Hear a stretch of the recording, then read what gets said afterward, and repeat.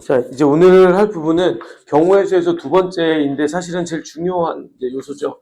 그러니까 경우의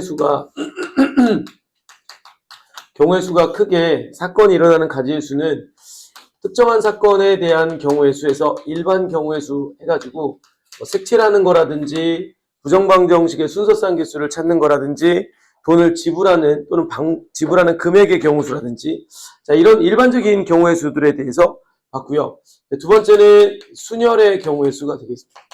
순열에 대한 경우 수는 뭐냐라고 하는 부분에 대해서 좀 내용 정리를 하고 그에 따른 문제 유형을 볼 거고 마지막은 조합의 경우의 수인데 자, 우선 순열은 이런 거라고 생각했으면 좋겠습니다. 순열의 경우의 수는 이런 범주 안에 들어가 있는 것들을 다 순열의 경우 수라고 하는데 뭔가를 주어진 대상을 선택을 한 다음에 선택된 대상들을 뭐까지 하는 거냐면 순서 있게 나열까지 하는 게 바로 순열이라고 보시면 되겠습니다. 예를 들어 5명의 사람이 있는데 내가 여기에 이 5명 중에 3명을 선택하고 여기 줄을 세우고 사진을 찍으려고 해. 이랬을 때 사진을 찍을 수 있는 경우 수가 몇 가지냐 물어보면 방금 말했던 것처럼 선택을 해야 되겠죠. 지금 세워야 될 사람은 3사람밖에 없으니까 3명을 선택을 할 거고 선택된 3명을 그 다음 뭐 할 겁니까?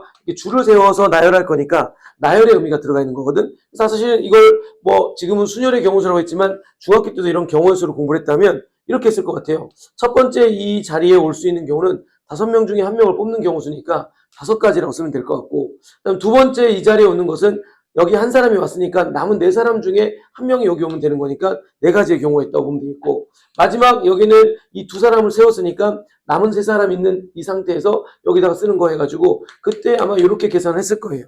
이런 거를 이제 조금 더 고등 과정에 올라와가지고 선택과 나열의 상황이네 라고 하면은 바로 순열이라고 하는 경우수 관점에서 가지수를 구하겠다 뭐 이런 뜻입니다. 그래서 내용은 엄청 어렵지 않으니까 같이 한번 순열의 경우수부터 내용 정리를 좀 해볼게요.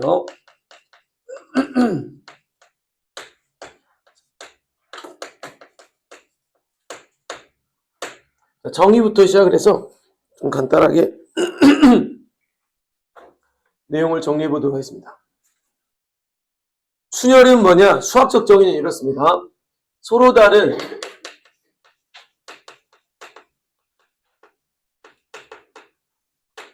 n개가 있어. 그러니까 뭐 대상이든 그 대상이 사람이든 물건이든 서로 다른 n개입니다. n개. 그러니까 아직 정해지지 않아 있어서 뭐 10개가 될 수도 있고요. 뭐 20개가 될 수도 있고요. 어쨌든 서로 다른 n개에서 뭐 할 거냐? 선택을 하고 그 다음 뭐 할 거냐? 순서 있게 나열이라고. 그래서 순열은 뭐 요걸 따서 했지만 실제로는 여러분들 머릿속에 순열이 뭐야? 라고 물어본다면 이렇게 답변하셔야 돼요.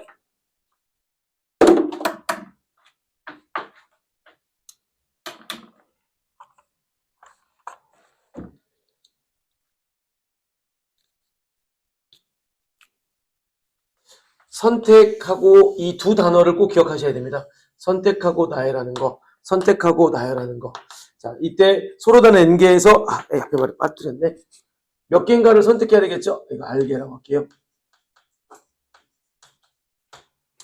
서로 다른 n개에서 알개를 선택하고 선택된 이 알개를 순서 있게 나열하는 거. 순서 있게 나열하는 거. 그래서 딱 순열이 뭐냐? 순열의 경우에 수하면 이 용어 자체가 확 와닿지가 않거든요. 예를 들어서 어떤 말들 같은 경우는 이 말이 그냥 대충 이런 뜻이겠구나라는 생각이 드는 말들이 있지만 지금 이 표현하고 있는 것들은 번역된 용어다 보니까 이게 이 번역된 용어가 이 의미하는 바와 굉장히 뭐 밀접한 연관이 있어 보이지가 않는단 말이지. 그래서 학생들이 순열을 하면 그냥 나열하는 거 이렇게 생각하는 경우는 많은데 제일 중요한 말을 빠뜨리면 안 됩니다. 선택을 하고 선택하면서 경우수가 발생할 수 있거든요. 선택을 하고 선택된 거를 뭐 하는 거라고 생각하면 되냐면 나열까지 하는 거 이렇게 보시면 될 것 같고 자 이걸 이미 이런 형태라면 수학자들이 만든 기호가 있습니다. 순열의 기호. 다른 경우의 수들은 이런 기호가 없지만 지금처럼 선택을 하고 나열하는 이런 상황에 놓여 있는 경우의 수들은 바로 이런 기호를 써서 간단하게 계산까지 합니다. n permutation r 읽을 때는 그냥 npr 이렇게 읽어요. 그럼 이게 무슨 뜻이냐면 이 기호 자체가 서로 다른 n개에서 r개를 선택을 하고 순서 있게 나열까지 했는데요 라고 하는 게 이 npr의 의미가 되겠습니다. 그래서 앞으로는 우리는 이 기호만 가지고도 이 정의적 표현이 문장이 해석돼야 됩니다. 만약에 CP3 했다는 건 무슨 뜻일까요? 서로 다른 10개 중에서 3개를 선택하고 뭐까지 했다? 순서 있게 나열까지 했다. 순서 있게 나열까지. 그래서 아까 같은 경우 5명을 뽑아가지고 그 중에 5명 중에 3명을 뽑아가지고 나열까지 사진 찍으려고 줄 세우는 이 상황이면 우리 뭐라고 쓰면 된다? OP3 이렇게 써버리면 된다는 거지. 그럼 선생님 이러한 기호가 결국은 그 경우수가 몇 가지인지를 알아야 되지 않겠습니까? 그래서 세 번째는 NPR의 계산법입니다. NPR의 계산은 크게 2가지가 있거든요. 직접적인 계산.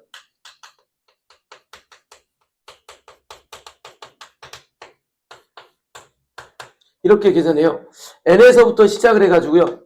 숫자를 몇 개를 곱하냐면 r개를 곱하는 거. 맨 끝에는 이런 숫자가 돼요. 실제로 중요한 건 여기에 곱해져 있는 숫자가 몇 개랑 똑같다고 r개다.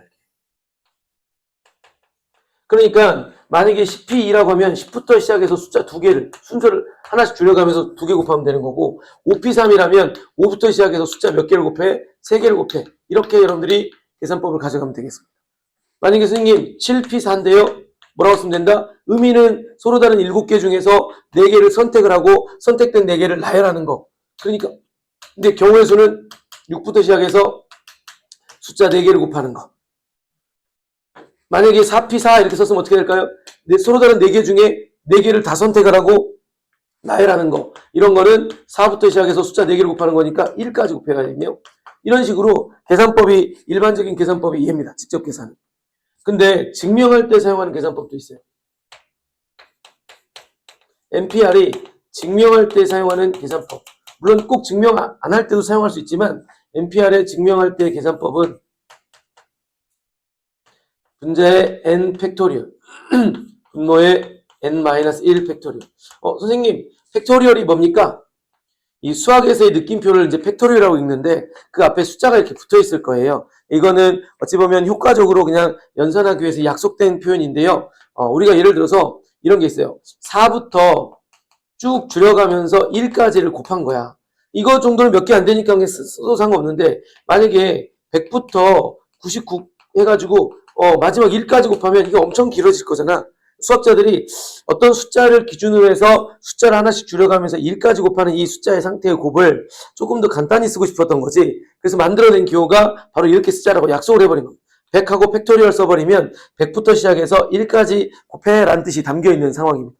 이건 처음 듣는 기호지만 이 기호가 뭐 엄청 복잡하거나 어려운 건 아니니까 그래서 4팩토리얼 이렇게 딱 쓰면 4부터 시작해서 어디까지? 1까지 곱해라는 뜻인 겁니다. 그래서 여기서 말하는 n팩토리얼 이것도 한번 해볼게요. 이거를 증명법에 따라 계산하면요. 5팩토리얼. 그 다음 5에서 3 빼니까 2팩토리얼. 자, 계산은 어떻게 할 거냐? 5 곱하기 4 곱하기 3 곱하기 2 곱하기 1. 자, 2 곱하기 1. 자, 이렇게 약분약분 하니까 얘만 남아서 결국은 계산은 똑같이 이루어지게 되는데 이거는 직접 계산 우리가 뭔가 몇 가지 해요? 라고 물어볼 때는 바로 이 방법을 써야 되겠고 뭔가를 증명하세요? 라고 할 때는 보통 증명은 여기다 숫자를 주고 증명하는 게 아니라 문자를 주고 증명할 거거든. 근데 이 문자들 같은 경우는 이렇게 써버리면 너무 복잡하니까 지금처럼 팩토리얼 기호를 써서 이 NPR의 계산을 이루어진다 라고 이해하시면 되겠습니다. NPR 처음 듣는 기호지만 어떤 걸 축약한 기호라고 생각하면 될까요? 서로 다른 n개를 서로 다른 n개에서 r개를 선택하고 나열하는 거를 간단한 기호로 NPR 써버릴 거고 이런 NPR로 확정이 되면 직접적인 계산은 n부터 시작해서 r개의 숫자만큼을 하나씩 줄여가면서 곱해가라. 증명할 때는 팩토리얼이라고 하는 기호를 쓰는데 이 팩토리얼은 이 앞에 써져 있는 숫자를 기준으로 해서 1까지 연속해서 숫자들 다 곱해간다라는 뜻이 담겨 있겠습니다. 이해되셨죠? 자, 처음 듣는 표현이지만 그렇게 부담 없이 받아들일 수 있는 내용이 된 것 같고요. 자, 네 번째는 이 상황이 되겠습니다. 자, 네 번째 상황은 뭔데? 라고 하면은 약속된 정입니다.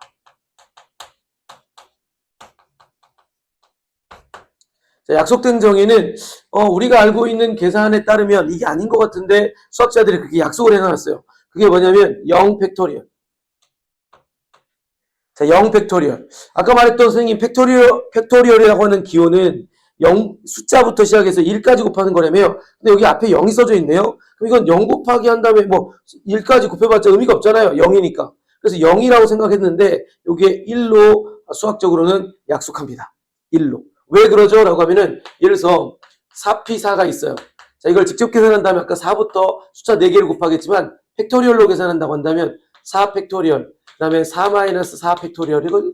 근데 분모가 얼마니? 0팩이야. 근데 이게 만약에 0이라고 하면 존재하지 않는 숫자 아닙니까? 근데 실제로는 존재한단 말이야. 어떻게? 4 곱하기 3 곱하기 2 곱하기 1로 이렇게 존재하고 있는 거란 말이야. 4개 중에서 4개를 다 선택하고 다 나열하는 거니까. 자, 어쨌건 그래서 이 상태를 0으로 간주하지 않고 얼마로 간주하겠다? 1로 간주하겠다. 또 NP0 무슨 말입니까? 서로는 N개에서 선택하는 개수인데 이게 빵개라는 거는 하나도 선택을 안 했다는 뜻인 거니까 0이라고 써야 되는 게 맞지만 얘도 얼마로 간주한다? 1로 간주한다. 1로. 왜요? 라고 하면 이것도 역시 마찬가지. 계산의 통일성 때문에 그런 건데요. NP0도 실제로 분자는 N 팩토리얼이고 분모는 N-0 팩토리얼입니다.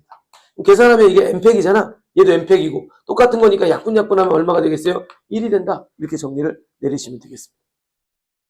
그렇기 때문에 NP0은 얼마로 간주한다? 우리가 정의적인 측면에서 봤을 때는 서로 다른 N개에서 R개를 선택하고 나열이기 때문에 아니 서로 다른 N개에서 하나도 선택 안 했다는 뜻 아닙니까? 라고 생각해서 이렇게 쓸 수 있지만 그다음에 NPN 이거는 전체를 다 선택하고 나열한 거니까 간단하게는 N 팩토리얼 이렇게 쓰면 되겠습니다. 아, N 팩토리얼이 순열로 쓴다면 NPN이었구나 라고 생각하시면 되겠습니다.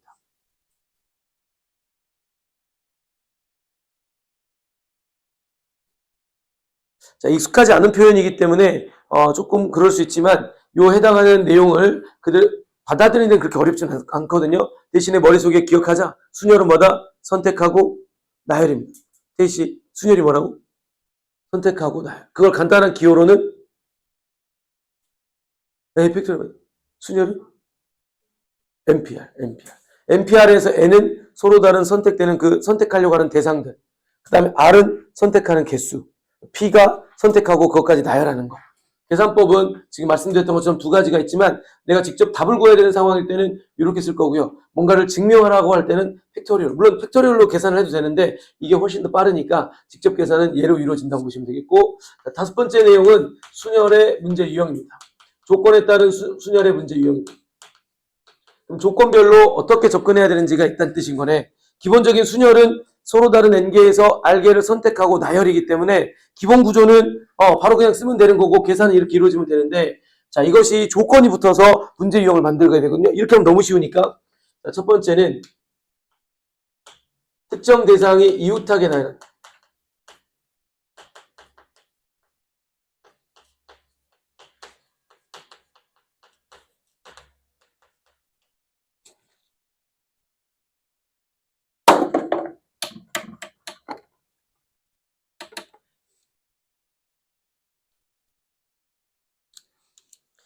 예를 들어서 이런 거예요. 여학생 2명과 남학생 3명에서 총 5명 있는데 스님이 이 5명을 네 보고 있다고 하고요. 이때는 그 내일이 있어가지고 상황 보여요. 준호, 박준영, 김준호 연락 아니에요. 얘네들이 학교 간 건 아니야. 중국보가 신용이랑 전화는 오늘까지 학교 만나가지고 능국고랑 내가 알기로 도래울 화수고는 오늘 3월 5일, 2월 5일까지가 학교 가는 걸로 알고 있거든. 그럼 혹시 그 해당되는 학교들이 그 학교들이냐? 저희 학생들이? 신용 그럼 혹시 한별이는 왔어? 박한별? 네. 그럼 도래울이면 와야 되는데. 그 다음에 누구라고? 박준호, 박준영 아, 박진우는 그렇고, 그 다음에 박준혁. 신용 노래 김준호 노래 기억이 안 나고 오케이. 자, 그래서 예를 들어서 이런 상황입니다. 여학생이 2명이고요. 남학생이 3명 있는데 총 5명이야. 근데 이 5명을 전부 다 나열할 거야. 그럼 이미 전부 다 뽑는 거니까 5P 오겠죠? 그냥 이렇게만 쓴다면? 그런데 그렇게 하지 않고 조건을 붙였어요. 여학생 2명은 서로 이웃하게 나열하세요. 이렇게 한다고. 그럼 어떻게 하느냐? 얘네들은 이웃해야 되는 거니까 이 2명을 하나처럼 간주하는 거야. 실제로는 이 안에는 2사람이 있는 거야. 근데 우리가 카운팅을 할 때는 우선 하나로 간주하는 거야. 남학생들이 이렇게 있다고 생각하는 거죠. 그럼 결국은 원래는 5명이지만 문제 조건이 이웃하게 나열하라고 하니까 하나로 간주하고 얘네들을 뭐 하는 거야? 나열하는 걸 보시면 되겠습니다. 이해될까요? 그러면 4명 다 전부 다 나열할 때는 뭐라고 쓰면 된다? 전부 다 나열할 때는 뭐라고 쓰면 된다? n개 중에서 n개를 다 뽑고 다 나열하는 거니까 이럴 때 뭐라고 쓰면 된다? 팩토리얼 써버리면 됩니다. 알겠죠? n팩 써버리면 돼. 만약에 4명 있는데 4명을 다 내가 뽑았어. 그리고 나열까지 해. 그럼 뭐라고 쓰면 된다고? 4팩토리얼 써버리면 된다고. 이거 이해되겠어요? 다시. npn이 무슨 뜻이야? 태희야, npn이 무슨 뜻이라고? 그렇지. 서로 다 n개 중에서 그러면 무슨 말입니까? n개를 뽑았는데 이건 다 뽑았다는 뜻 아닙니까? 여기에 지금 현재 뭡니까? 지금 7명 있는데 전부 다 뽑았어. 이게 다 뽑았다는 뜻인 겁니다. 의미가. 다 뽑았다라는 뜻이 되는 거고 그 다음에 그걸 전부 다 뭐 하라는 겁니까? 나열까지 하라는 거예요. 그럼 나열을 할 때는 전부 다 줄 세울 거니까 첫 번째 줄에 올 사람들 n번, 그 다음 두 번째 거 n-1. 쭉 가가지고 마지막에 2 이렇게 쓸 거 아닙니까? 이런 걸 다 곱한 걸 뭐라고 한다 그랬지? n에서부터 시작해서 1까지 곱한 걸 뭐라고 한다 그랬지? n 팩토리얼. 그래서 항상 기억하시기 바랍니다. NPR에서 전체를 다 뽑고 전체를 다 뽑고 나열하는 경우는 그냥 n 팩토리얼 이렇게 써버려요. 그래서 여기에 NPN은 n 팩토리얼 쓴다 그랬습니다. 우선은 어쨌든 4명 전부 다 나열할 거니까 뭐라고 쓰면 될까? 4 팩토리얼 이렇게 써버리면 되겠습니다. 그리고 끝난 게 아니라 이 두 사람이 서로 뭐 할 수 있어요? 자리를 바꿀 수가 있단 말이야. 그럼 이 두 사람이 이 안에서 서로 이웃하라 그랬으니까 뭐 따로 떨어져서 이런 데에 있으면 안 되고 서로 안에서 뭐 하는 거야? 나열하는 거 2 팩토리얼 이렇게 써버리면 된다는 거야. 둘 다 나열할 거니까. 이해가 되겠습니까? 그래서 이렇게 좀 정리를 해드릴게요. 특정 대상을 이웃하게 나열할 때는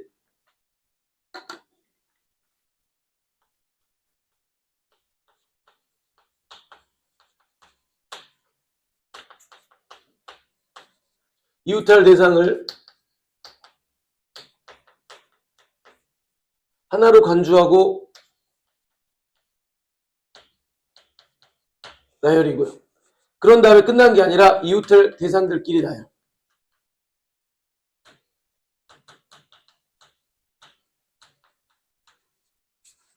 그게 경우수를 곱하면 되는 거예요.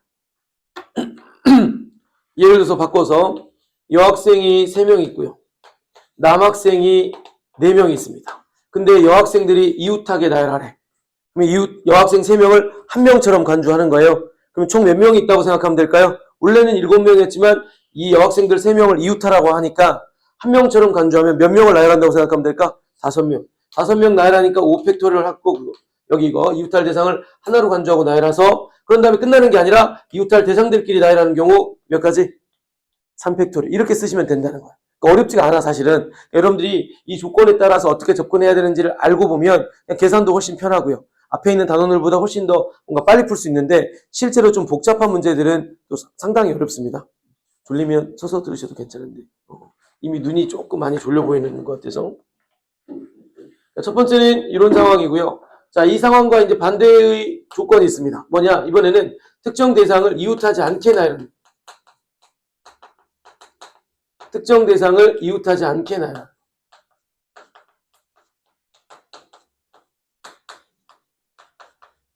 특정 대상을 이웃하지 않게 나열하는 거. 예를 들어서 이런 거야. 선생님, 여학생 2명 집중하면서 보시면 충분히 이해가 돼요. 근데 그냥 아무 생각 없이 졸리고 그냥 쓰라고 하니까 그냥 생각 아무 없이 쓰면 진짜 하나도 못 알아들어요. 알겠죠? 집중하면 진짜 쉬운 단원이야, 이거는. 솔직히 경우의 수는 그래서 금방 끝낼 수도 있거든, 집중하면. 자, 집중하고 그 상황을 계속 매칭을 하세요, 머릿속에. 여학생 2명 있고요. 남학생이 3명 있어요. 근데 이번에는 여학생이 서로 이웃하지 말고, 이웃하지 않고, 이웃한 게 아니라 이웃하지 않게 나열하래. 그럼 어떻게 생각하지? 얘네들은 이웃하지 말래. 그러면 먼저 상관없는 대상들을 먼저 나열하는 거지. 남학생들 3명을 먼저 나열합니다. 남학생들 3명을 먼저 나열하면 남학생들 3명 나열하면서 발생할 수 있는 경우 몇 가지? 3명 전부 다 나열하는 거니까 얼마? 3팩토리얼. 괜찮나요? 자, 그런 다음에 이제 여학생들은 어떻게 할 거냐? 이웃하지 말라 그랬으니까 남학생들이 나열되면 사이사이에 공간이 발생할 수 있겠죠? 그러니까 거기에 이제 삐집고 들어가는 거지. 쉽게 말해. 그러면 만약에 여학생이 이렇게 되면 여학생들 서로 이웃하지 않는 거잖아요. 왜? 남학생이 있으니까. 또는 여학생이 이렇게 있게 되면 뭐 얘네들이 이웃하지 않잖아. 이 사이에 남학생이 있으니까. 그래서 이런 아이디어를 가지고 서로 이웃하지 않게 나열하고 할 때는 이웃해도 되는 대상을 먼저 나열하고 이웃한 대상들을 나열하게 되면 사이사이에 공간이 발생하는데 참고로 이게 몇 개의 공간이 발생합니까? 4개가 있죠? 근데 거기에 들어갈 학생, 여학생 몇 명밖에 없어? 2명밖에 없으니까 4개의 공간 중에 2개의 공간을 선택하고 선택된 2공간에 여학생 2명을 배열하면 되지 않겠습니까? 이때 태희 씨 뭐라고 쓰면 될까? 여학생들이 배열될 수 있는 경우는? 방금 제가 말했는데 그렇지, 그렇게 하면 된다는 거야. 4P 하면 돼. 왜? P가 뭐라 그랬어요? 선택하고 나열하는 거라 했는데 지금 이 문제의 의미를 보니까 여학생들을 배열할 때 발생되는 경우 수는 지금 여학생들이 들어갈 수 있는 자리가 딱 2개만 있는 게 아니라 4개가 있단 말이에요. 4개가. 근데 여학생은 2명밖에 없으니까 4개의 공간 중에서 2개를 선택을 하고 선택된 2개의 공간에 여학생들을 배열하는 거니까 이 말인 거잖아. 서로 다른 꼭 이 N개라고 했지만 N개의 공간이 될 수도 있고요. 사람이 될 수도 있고 명수가 될 수도 있고 물건이 될 수도 있고 하여튼 종류는 많습니다. 서로 다른 N개에서 R개를 선택하고 그걸 순서 있게 나열하는 거니까 딱 이 문제가 여기서 이렇게 정리하면 된다는 거지. 이해됐습니까? 그래서 이걸 제가 정리를 해서 간략하게 표현해 볼게요. 자, 그래서 특정 대상이 이웃하지 않게 나열할 때는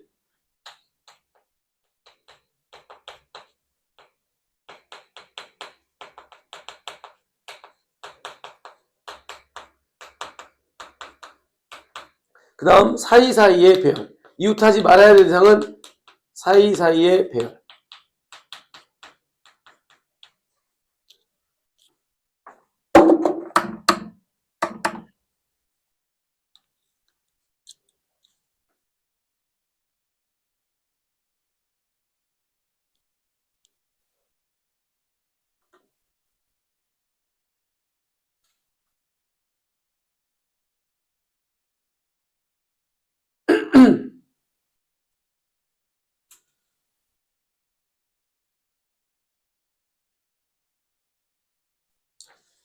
자, 특정 대상을 이웃하게 나열, 이웃하지 않게 나열. 이웃하지 않게 나열할 때는 이웃해도 되는 대상을 먼저 나열하고 사이사이에 배열한다. 라고 이렇게 정리를 하시면 되겠고요.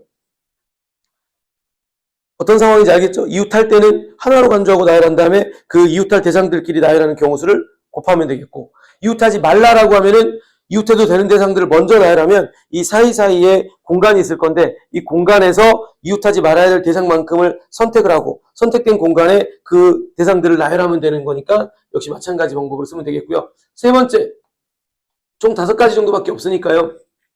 그럼 이걸 벗어나는 문제는 거의 없습니까? 네, 거의 없어요. 그러니까 수열의 경우도 의미 파악하고요. 그에 따른 수학교 만들어진 거 보고요. 수학교에 따른 계산법 찾고요. 그 다음에 그것이 활용되는 문제에서 직접적으로 그냥 NPR만 쓰고 쓰는 문제들은 거의 없거든요. 지금처럼 조건이 붙은 5가지 문제 유형을 파악하면 순열의 경우수 끝납니다. 고1 과정 끝나요. 알겠죠? 그러니까 제일 편하게 할 수 있는 단원이 어찌 보면 처음 공부할 때는 경우의 수가 제일 편합니다. 대신 제일 편하지만 유형을 잘 파악해주세요. 세 번째는 특정 대상을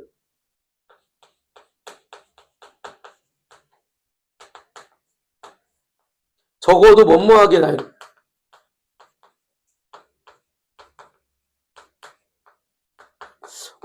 적어도 공부했다, 우리, 적어도. 혹시 태희 씨, 적어도 하면 혹시 기억나는 거 있을까? 우리 공부했던 것들 중에? 적어도. 이 사건 어디서 공부했지, 그거? 적어도와 관련해서 공부한 지금 단원이 어떤 단원에서 지금 적어도 딱 하면서 여사건까지 아주 잘 생각했어요. 여사건이 뭐였어? 전체에서 반대를 빼는 거야. 어디서 했던 거 기억나요? 그게 기억나야 돼. 아니. 경우에서는 당연히 여사건 있지만 지금 최근에 우리가 그렇지.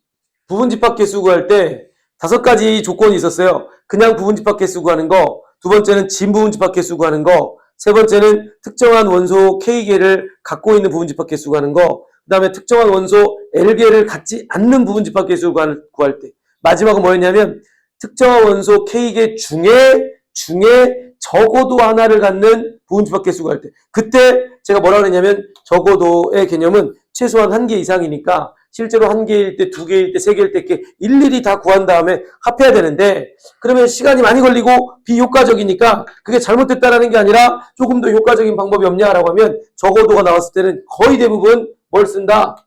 이 원리를 통해서 구하자. 여사건의 원리.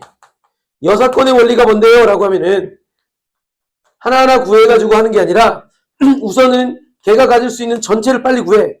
그런 다음에 오히려 문제에서 요구하고 있는 것에 반대의 경우를 구한다고 생각합니다. 반대의 경우를 구해서 빼버리면 적어도 뭐뭐한 사건의 경우가 되겠습니다. 예를 들어 확 와닿지가 않으니까 7개의 자음과 모음이 있는 이 알파벳이 있습니다. 제가 이 7개의 자음과 모음이 섞여 있는 이 문자들을 배열을 하려고 해요. 그냥 배열만 하면 뭐가 쓰면 되겠습니까? 7개의 문자니까. 전부 다 배열하는 경우 수는 7개의 문자를 전부 다 배열하는 경우 수는 7팩 이렇게 쓰면 되겠죠. 전부 다 배열할 거니까. 근데 이제 문제를 이렇게 조건을 줬어요. 양 끝에 이걸 배열하면 총 7개가 쭉 쓸 건데 양 끝에 적어도 모음이 오는 경우 이 경우의 수가 몇 가지 딱 이렇게 물어봐. 그럼 상황이 어떤 상황이냐면 7개를 전부 다 배열할 건데 이 양 끝에 뭐가 와야 된다는 얘기일까? 모음이 적어도 하나 와야 된대. 그러면 모음 자음 올 수도 있고요. 자음 모음 올 수도 있고요. 모음 모음 올 수도 있는 거지. 그렇게 해서 첫 번째 경우, 두 번째 경우, 세 번째 경우 이렇게 풀어도 되지만 우리는 어떤 시그널에 따라서 적어도라고 하는 시그널에 따라서 그렇게 접근하지 않고 이렇게 하겠다는 거예요. 전체의 경우 7팩토리얼에서 반대의 경우가 뭘까? 반대는 여기 뭐가 오면 될까요? 적어도 양 끝에 모음이 온다의 반대 의미는 뭘까? 모두 자음이 오는 경우겠죠. 그래서 이거는 반대의 경우는 양 끝에 모두 자음입니다.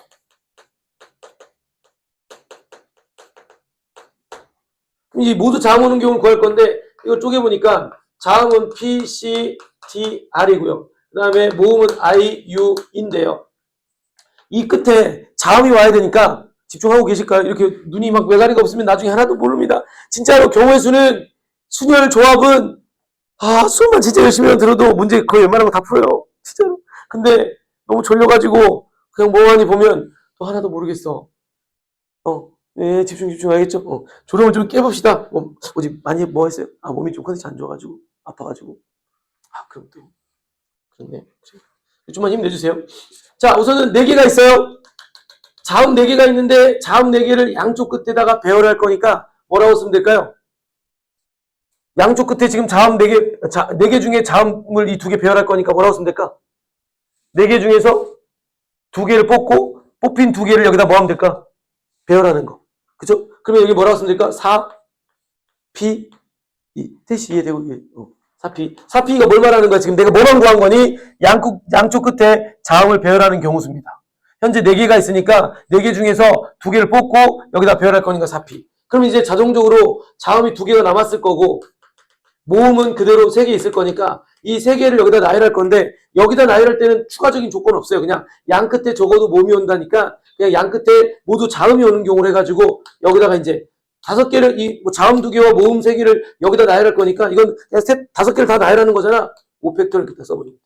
이건 한 줄로 하나의 식으로 문제를 구할 수 있는데 아까처럼 직접 구하려고 하면 자음 모음일 때의 경우, 모음 자음일 때의 경우, 일단 모음 모음일 때의 경우로 나눠서 이렇게 풀어야 되는 거니까 그렇게 풀지 말고 적어도라는 말이 있을 때는 이런 식으로 문제를 푸는 게 효과적이다 라는 이야기를 하는 겁니다.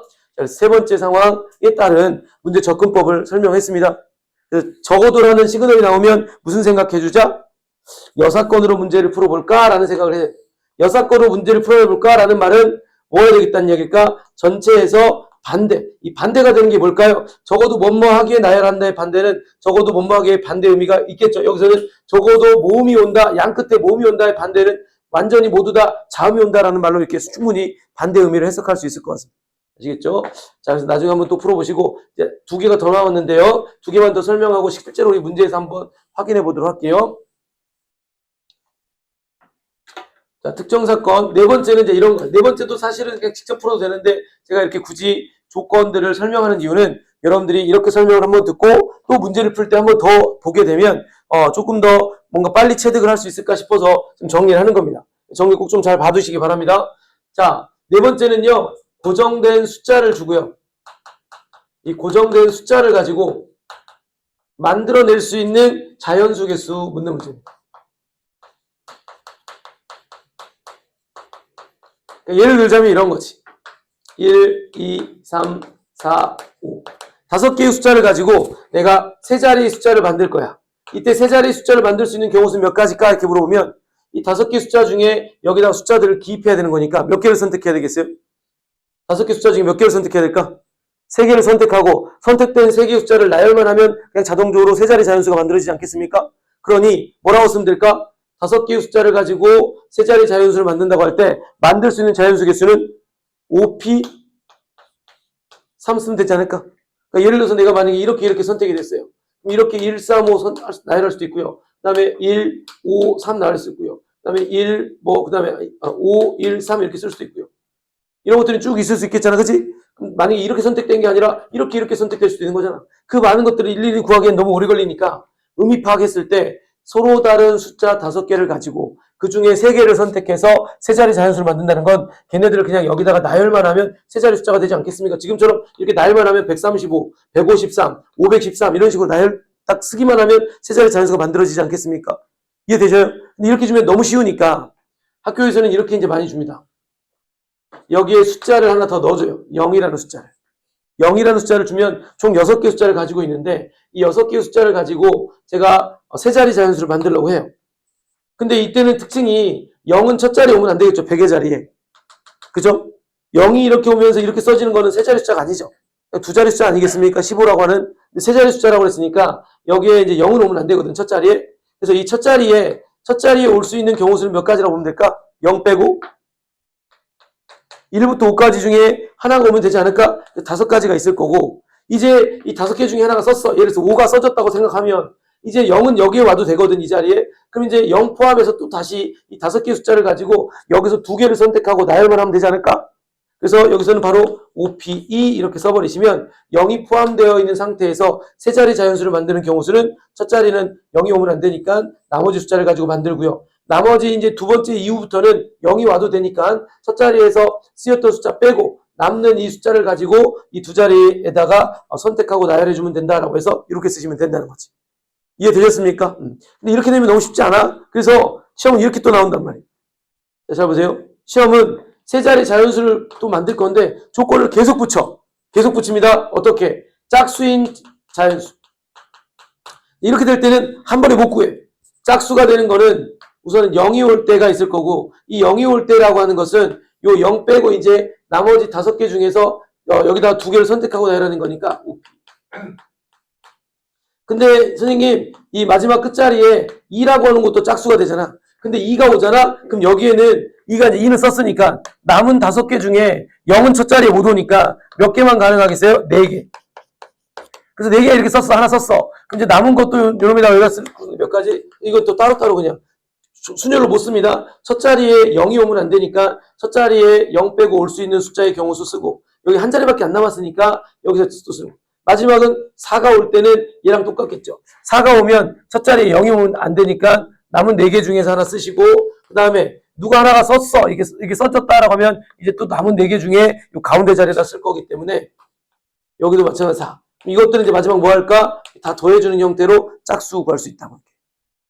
그래서 짝수냐 홀수냐는 이 맨 끝에 있는 1의 자리가 결정하겠죠. 그래서 1의 자리를 먼저 결정시켜 놓고 남는 자리에 이 숫자들이 오는 경우 수들을 생각하면서 푸는 거다라고 생각하면 되겠습니다. 근데 지금까지 시험에 제일 많이 나왔던 건 얘인데 이 조건을 모르면 또 못 푸니까 이거는 좀 써놓고 갈게요. 뭐냐면 고정된 숫자를 가지고 자연수 개수를 만들 건데 선생님 그 자연수가 3의 배수 3의 배수인 세 자리 숫자를 만들라고 할 때 3의 배수의 특징을 알고 풀어야 된다는 이야기인 거거든요. 일일이 내가 숫자를 써놓고 3으로 나누었더니 나누어 떨어지네. 한 개. 이건 안 되네. 이렇게 일일이 구하는 문제가 아니라는 거지. 그렇게 구하면 한도 끝도 없이 너무 많잖아. 3의 배수는 여러분들 아마 배웠을 것 같긴 한데 3의 배수의 판정법은 이렇게 합니다. 3의 배수는 각 자리의 숫자의 합이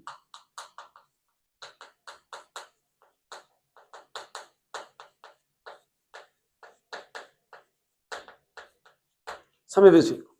각 자리의 수의 합이 3의 배수. 각 자리의 수의 합이 3의 배수. 각 자리의 수의 합이 3의 배수. 예를 들어서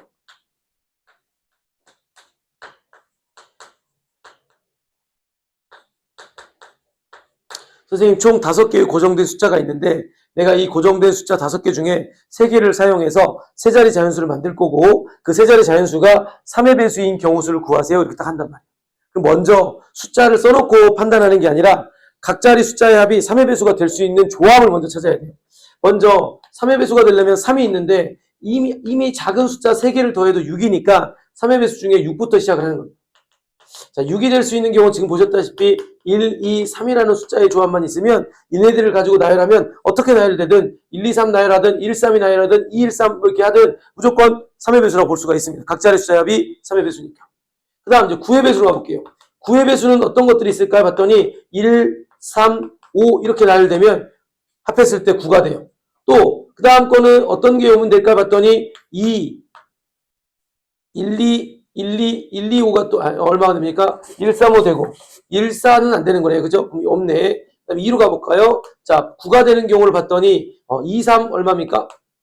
4 이렇게도 가능한 거네요. 그죠? 2, 3.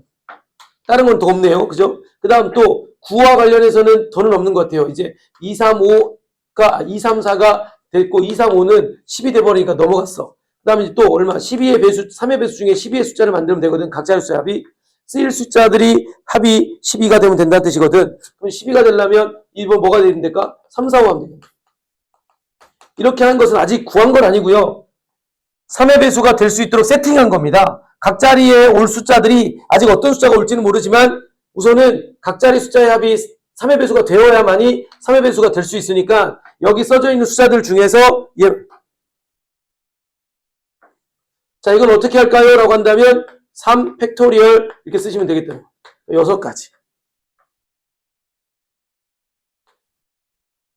얘는 또 역시 마찬가지로 3 팩토리얼 하면 왜 6가지죠? 3 곱하기 2 곱하기 1이니까. 이렇게. 마찬가지로 여기도 다 마찬가지로 6가지, 6가지, 6가지 이렇게 쓸 거고 얘네들을 모두 다 더하는 것이 24가지 이렇게 쓸 수가 있다는 거죠. 그러니까 이런 식으로 3의 배수 같은 경우는 이런 식으로 정리를 해 나가면 된다라고 보시면 될 것 같고요. 자, 근데 어찌됐건 3의 배수는 이거를 잘 모르면 문제를 아예 풀 수가 없는데 워낙 잘 나오니까 제가 하나의 예제를 들고 지금 설명을 드렸습니다.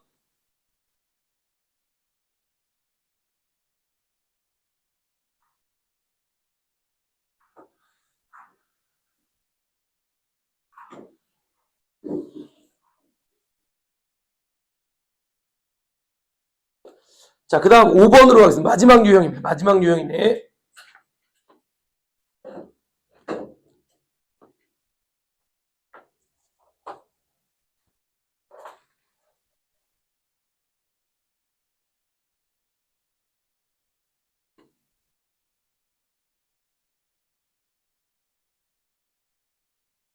자, 5번입니다.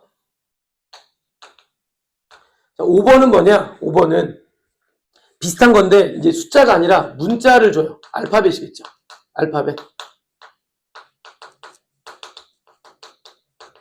알파벳을 주고 얘네들을 가지고 나열을 할 건데 순서대로 나열하는 거예요. 그걸 이제 우리 사전식 배열이라고 해요. 사전에서 보면 찾을 때 막 섞여 있는 게 아니니까 알파벳으로 쭉 배열해 놓고 거기에 단어들을 딱 쓴 다음에 우리가 찾고자 하는 단어의 첫 글자가 A로 시작하면 A 부분에 들어가서 그다음 또 그다음 그 문자가 뭐냐에 따라서 이렇게 찾는 거잖아. 원리는 똑같은 건데 이게 제일 복잡합니다. 이게 제일 그러니까 예를 들어서 이런 거지. A, B, C, D, E 이렇게 있으면 요놈들을 가지고 배열을 할 건데 두 가지 물음이 있거든요. 첫 번째는 이런 물음이 있어요. 60번 예를 들어서 뭐 C, D, A, B, E는 선생님 이거 몇 번째 배열입니까?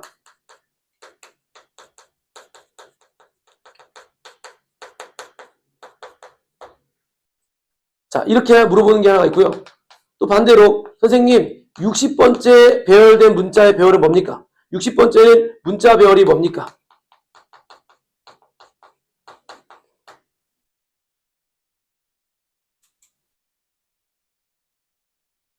문자 배열은 뭡니까? 이렇게 이야기합니다.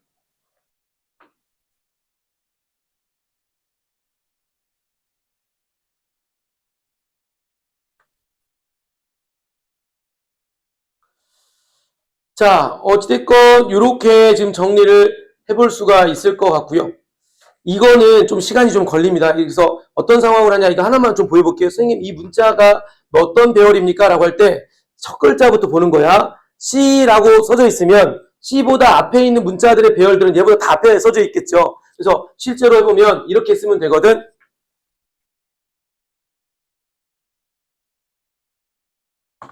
이렇게 쓰면 됩니다. C가 맨 처음에 나오게 되면 이거 앞에는 A라는 문자로 시작을 할 거잖아요.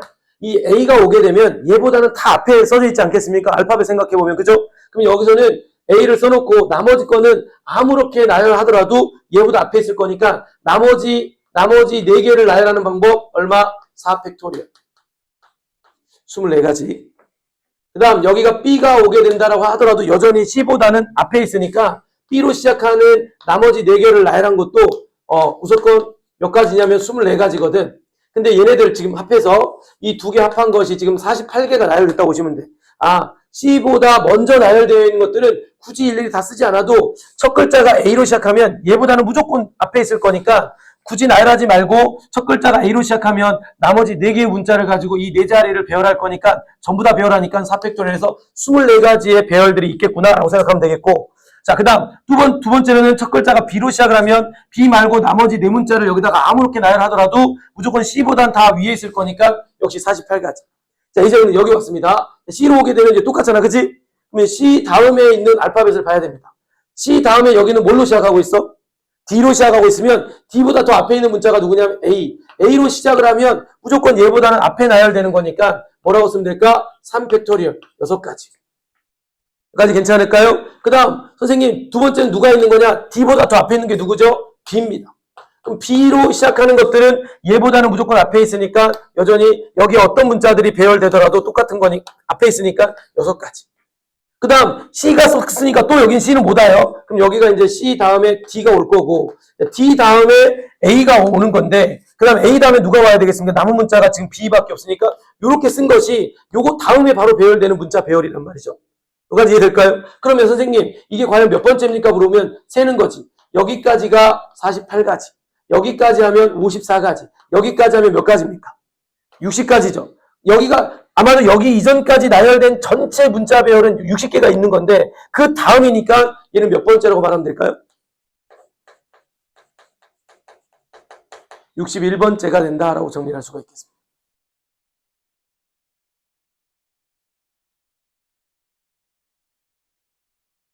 이해되셨을까요? 이런 식으로 가는 거니까 하나하나 뭐 해봐야 됩니까? 다른 것들은 금방 한 줄이면 식이 나오는데 얘네들은 이렇게 분류를 해서 풀어야 돼요. 그래서 경우의 수가 진짜 어려워질 수가 있는 겁니다. 경우의 수가 어렵다고 할 때는 이렇게 분류를 해서 풀어야 되는 거기 때문에 좀 어렵다고 느낄 수 있어요. 이거는 사실은 뭐냐면 왜 어렵냐? 내용이 어려운 게 아니라 꼼꼼함이 필요하거든. 아, 이거보다 앞에 나열된 문자들부터 차근차근 해야 되겠네. 인내심을 가지고 해야 되는데 하다가 아 이거 너무 긴데 포기하는 친구들도 많을 수 있는 그런 거라는 거지. 이해되셨을까요?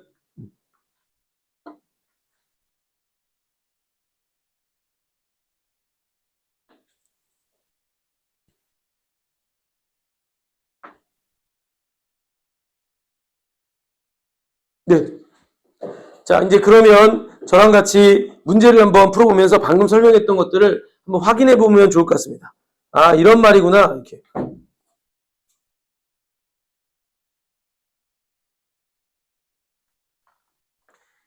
자, 순열이 이런 거구나라고 이렇게 이제 여러분들이 생각하시면 될 것 같은데, 그러니까 경우의 수는 일반 경우에서도 그렇고 순열의 경우 수, 나중에 뒤에서 배울 조합의 경우 수도 마찬가지고, 여러분들이 처음 공부할 때는 사실은 그 부담감은 없을 수 있거든.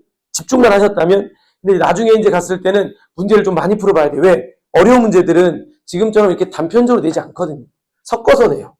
이거 뭐 이웃하게도 했다가 적어도 들어갔다가 2가지 이상의 요소들이 짬뽕이 되기 때문에 그럴 때는 문제가 좀 복잡해지니까 더 많은 양의 문제를 풀면서 그렇게 복잡한 것일 때는 어떻게 풀어갈 건지를 좀 볼 필요도 있지만 지금은 유형에 대한 습득이 먼저 되어야 그렇게 짬뽕이 된 것들을 해결해 갈 수가 있거든.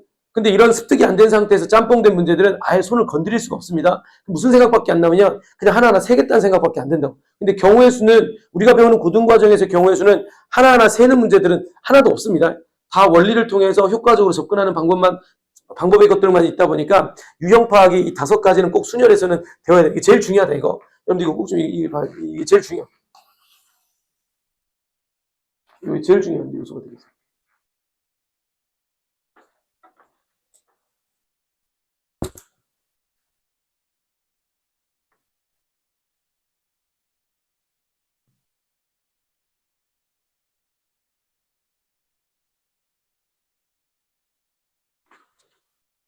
자, 우리 같이 한번 볼게요. 문제를 한번 지금 설명했던 거를, 오늘 순열했던 거를 다시 한번 좀 봐봅시다.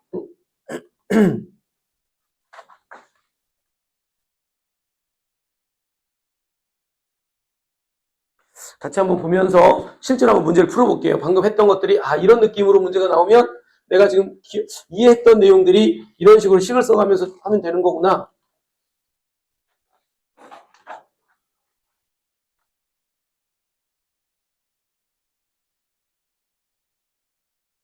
자, 시작 한번 해보겠습니다.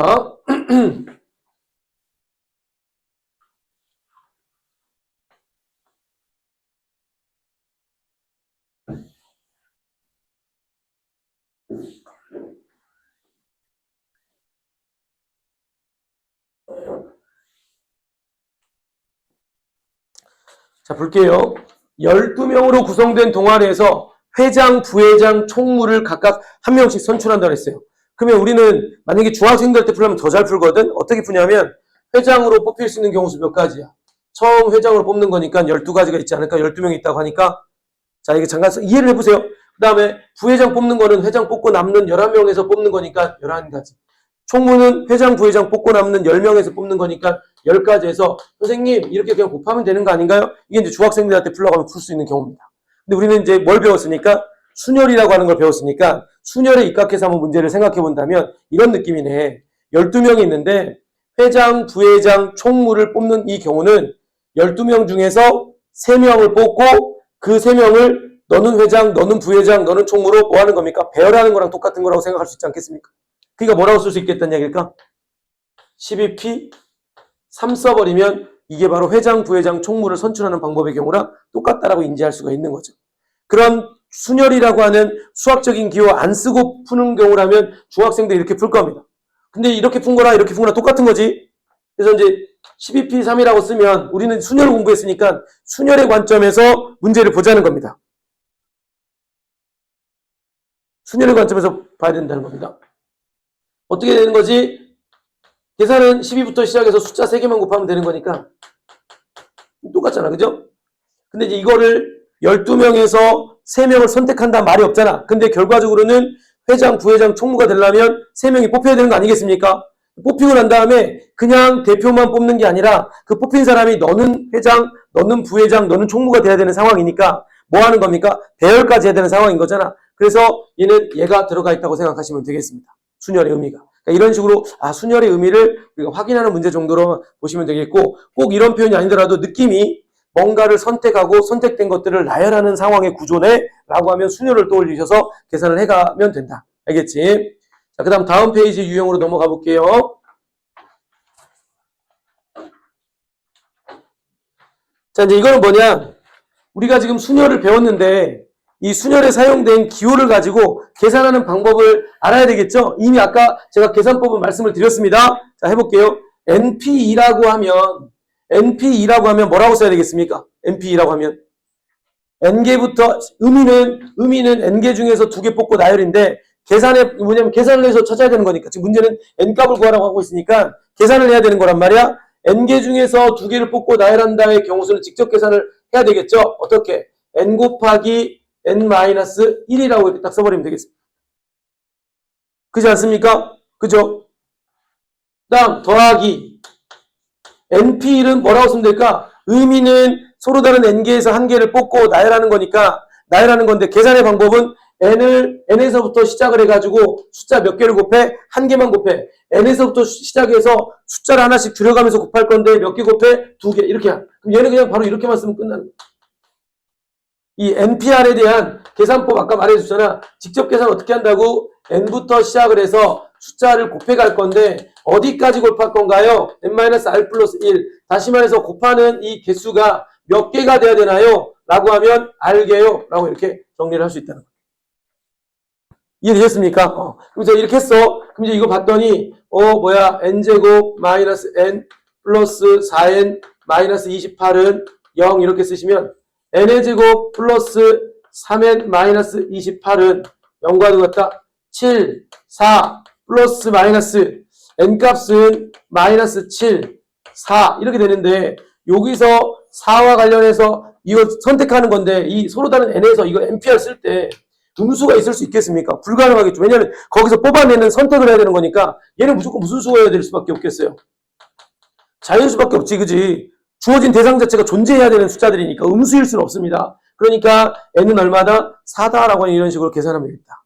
자, 이 문제를 통해서 npr이라고 하는 기호가 나왔을 때 나는 그거를 문자가 있다 하더라도 이렇게 직접적으로 계산하는 형태를 만들면 된다. 그것에 관련된 문제 유형을 하나 지금 한 겁니다. 우리가 지금 npr이라고 하는 걸 배우긴 했지만 처음 들었기 때문에 낯설 거고 그것을 가지고 계산하는 것이 익숙하지 않을 거라 이런 유형의 문제를 통해서 확인하시면 될 것 같고요. 이해되실까요? 무슨 말인지? 괜찮아요?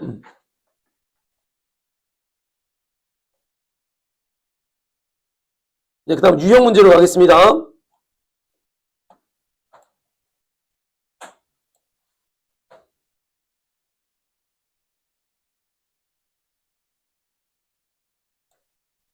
자, 이런 문제가 딱 나온 거죠. 이웃하게 나열. 보시죠. 선생님, 6개의 문자가 우선 있는데요. 일렬로 나열할 때라고 했습니다. 그럼 다 나열한다고 한다면 6팩토리얼 쓰면 되는 거거든? 그런데 문제가 뭐라 그랬냐면 A와 F가 서로 이웃하도록 이렇게 했습니다. 이웃하도록. 그러면 딱 이 말을 듣는 순간 이웃할 대상은 뭐라고 간주하라 그랬어요? 하나라고 우선 먼저 간주해. 그러면 이렇게 있다라고 생각을 한다는 거지, 이제. 이렇게 있다고 생각하면 되는 겁니다. 괜찮나요? 원래는 6명이었지만 이웃하게라는 말 때문에 얘를 하나로 간주하면 몇 명이라고 생각하고 나열해야 되겠습니까? 5명이라고 생각하고 나열해야 됩니다. 전부 다 나열할 거기 때문에 5팩토리얼 쓰시고요. 그런 다음에 끝나는 게 아니라 그 이웃할 대상들끼리 나열하는 경우수를 곱하면 되겠네. 얼마? 2팩토리얼. 2팩토리얼. 이해되셨습니까? 5팩토리얼 계산은 좀 자주 나오는 거니까 좀 여러분들 쓰면서 나중에는 좀 익숙해져야 되는 거니까 외워버리셔도 괜찮습니다. 이거는 당연히 6이죠. 4팩토리얼은 4 곱하기 3 곱하기 2 곱하기 1이니까 24. 5팩토리얼까지는 그냥 외워두면 좋겠다. 5 곱하기 4 곱하기 3 곱하기 2 곱하기 1인데 요놈들이 24니까 5 곱하기 24에서 120. 이것도 마찬가지로 여기가 6이니까 6 곱하기 4. 물론 이제 6패 가면 여기다가 6만 곱하면 720 이렇게 나올 건데 자주 나오는 것들은 이렇게 외워버리면 좋겠습니다. 그래서 계산하면 5팩토리얼은 120까지에다가 2팩이니까 2해서 얼마? 240까지. 이런 식으로 해서 정리를 하면 되겠다. 그래서 이 문제는 뭐와 관련된 거? 특정 대상을 이웃하게 나열하라고 하면 그 대상 자체를 우선은 몇 명이 있다 하더라도 한 명이라고 간주하고 전체 나열하고 그 다음 끝나는 게 아니라 그 이웃하는 대상들끼리 그 안에서 이 안에서 나열하는 경우수를 곱해주시면 그게 바로 전체 경우수가 된다라고 생각하시면 되겠습니다. 원리가 이 패턴이 이거니까 어떤 느낌인지 이해되겠습니까? 자, 그 다음 문제 유형으로 넘어가 볼게. 그래서 그런 관점에서 계속 문제를 풀면 됩니다. 물론 문제를 봤는데 이게 뭔 말인지 잘 몰라서 못 풀겠는 것들은 여러분들 체크해 두셨다가 조교쌤한테도 질문하시고 자습할 때 숙제까지 할 거니까 자 그때 또 질문하시고 조교쌤이 설명하기 조금 어렵거나 설명을 했는데 이해가 안 간다. 그것들은 이제 본수업 시간 때 같이 또 제가 아마 진도 나가면서 다시 빽해가지고 복습하듯이 질문 받으면서 진행 또 해갈 거거든요. 그때 여러분들 질문이 너무 많으면 안 되니까 우선은 최소한 그렇게 조금 해주시면 좋을 것 같고요. 자, 그 다음 문제입니다. 야구선수 2명하고 축구선수 3명, 총 5명을 나열하니까 5팩인데, 원래는 조건이 붙었어요. 야구선수끼리는 서로 이웃하지 말라고? 그러면 이웃해도 상관없는 대상이 누굽니까? 축구선수죠. 그래서 축구선수 3명을 먼저 나열합니다. 축구선수 3명을 이렇게 먼저 나열해. 축구선수 3명을 나열할 때는 뭐라고 쓰면 되나요? 3팩토리얼 쓰면 되죠. 그러면서 야구선수들을 이 사이사이 공간에다가 배열만 해주면 야구선수는 절대 이웃할 수가 없잖아. 그치? 그러면 사이사이 공간이 몇 개 나왔어요? 지금 축구선수 3명이 배열되다 보니까 사이사이 공간이 몇 개 나옵니까? 4개가 나오고요. 그 4개 중에서 몇 개를 2개를 뽑고 그 뽑힌 두 공간에 야구선수 2명을 배열할 거니까 뽑고 선택하는 거네. 선택하고 나열하는 거네. 뭐라고 쓰면 될까? 순열 쓰면 되겠어. 4P. 아까 3팩토리얼 얼마라 그랬죠? 6입니다. 얘는 4부터 시작을 해서 숫자 몇 개를 곱해? 2개를 곱하니까 4 곱하기 3 쓰시면 됩니다. 그래서 계산하면 12에다가 6 곱하니까 72가 문제의 정답이다 라고 정리를 내릴 수가 있습니다. 이해됐습니까? 괜찮나요? 자, 이런 식으로 정리해 가면 되겠고요.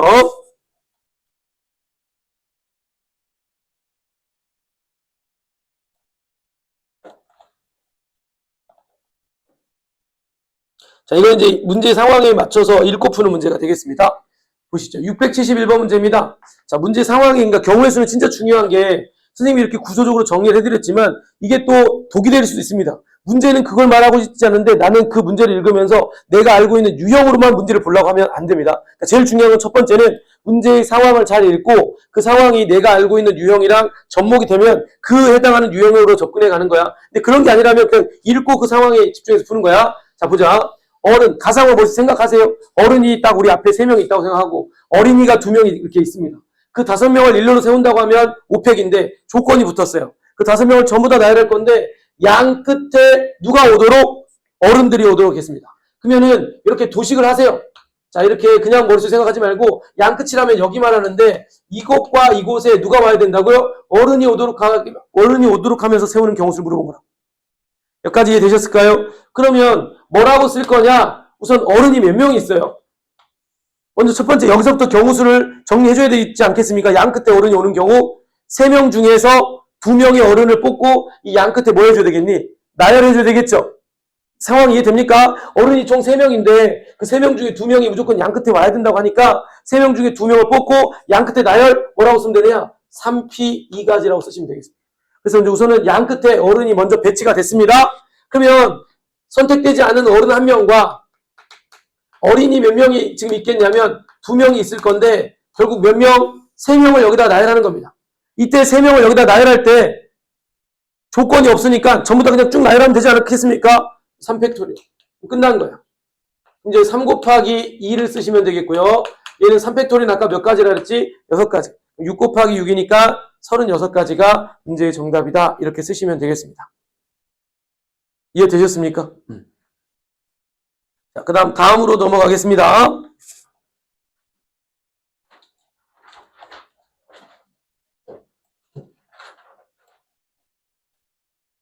자, 다음은 아까 우리 설명했던 세 번째 문제. 문제도 그냥 똑같네. 자, 다음과 같이 7개의 문자가 일렬로 나열한다고 한다면 7팩입니다. 근데 여기에 그 다음 조건이 뭐라고 시작하고 있습니까? 적어도라고 시작합니다. 적어도 한쪽 끝에 모음 이렇게 딱 했으니까 적어도라는 말 때문에 나는 접근을 어떻게 할 거야? 반대로 할 거라고. 반대로. 그러면 선생님 우선은 반대로 한다라는 이 상황이 자 모두 모음이 뭐가 오는 겁니까? 자음이 여기에 오는 경우로 문제를 풀겠다. 이게 이제 뭐 하는 경우라고? 반대 경우라고. 무조건 적어도는 여사건 원리로 쓰려며요. 여사건 원리는 전체 7팩토리얼에다가 선생님 자음이 저기에 몇 개 있냐면 P, C, T, R에서 4개가 있거든. 그 4개 중에서 2개를 선택을 하고요. 그럼 여기 선택이 됐어요. 그럼 이제 남은 자음 몇 개가 있겠습니까? 2개하고 모음은 그대로 3개 있거든. 이 3개를 2개하고 3개 합한 5개를 이 사이에다가 쭉 나열하면 되는 거니까 뭐라고 쓰면 될까요? 5 팩토리얼 이렇게 또 쓰십니다. 5 팩토리얼. 5 팩토리얼 이렇게 쓰시면 되겠다. 이해되셨습니까? 더 조건이 없으니까 이 조건만 만족하면 되는 거니까. 이때 잠깐 계산법을 잠깐만 해볼게요. 물론 이것이 얼마 크지 않으니까 요놈들 1000단위 정도 나오긴 하겠지만 요놈들을 직접 각각 계산해서 빼도 되지만 이렇게 하면 조금 더 효과적일 수 있으니까 생각도 한번 해봅시다. 이 7팩토리얼이라고 하는 것은 7부터 숫자 하나씩을 곱해져 가는 거기 때문에 저는 공통인수부 개념으로 요놈을 이렇게 좀 쪼개보려고요. 7 곱하기 6 곱하기 원래는 쭉 써야 되지만 5 이하부터는 제가 이렇게 5팩으로 이렇게 써도 이 7팩이랑 똑같다는 거 이해될까요? 그죠? 그럼 제가 왜 이렇게 일부러 이렇게 썼냐면 뭐 하려고? 공통인수분해 하려고. 여기에 공통적으로 5팩이 곱해졌으니까 공통이지 않은 요거 둘이 곱하면 42 빼기 4P2에다가 뭐 곱하면 될까? 5팩.